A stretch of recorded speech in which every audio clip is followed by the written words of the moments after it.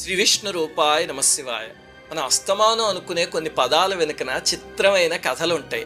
మనం ససేమిరా అంటూ ఉంటాం కదా. ససేమిరా అంటే నో వే అన్నట్టు, ఏది ఏమైనా సరే అంటారు కదా, అది ససేమిరా అంటే. ఆ పదానికి వెనకాల ఒక ఆసక్తికరమైన సంఘటన ఉంది. ఏమిటంటే, విశాల నగరానికి ఒక రాజుగారు ఉండేవారు. ఆయన కొడుకు జయంతుడు అని పరమ దుర్మార్గుడు. ఒకసారి జయంతుడు వేటకెళ్ళాడు.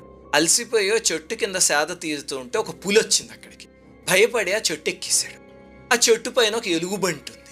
అమ్మ బాబాయ్, కిందకి దిగితే పులి తినేస్తుంది, లేకపోతే ఎలుగుబంటి తినేస్తుంది అని భయపడుతూ ఉంటే ఆ ఎలుగుబంటి, భయపడకు, నేను నిన్నేమి చేయను, పులి వెళ్ళేదాకా హాయిగా ఇక్కడే ఉండు అని చెప్పింది.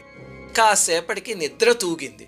పడుకోవాలంటే భయపడ్డాడు, ఎలుగుబంటి ఎక్కడ చంపేస్తున్నాను, ఏం పర్వాలేదు పడుకో, నేను చూసుకుంటాను అంది. కానీ వాడు సరిగ్గా నిద్రపోలేదు. కింద పులి అడిగింది, కిందకి తోసేయి, మనిషి మన ఇద్దరికీ శత్రువే కదా, అందుకని చంపేసి ఇద్దరం పంచుకు తిందాము అని. ఆ ఎలుగుబంటి ఎంత ధర్మాత్మురాలో, ససేమి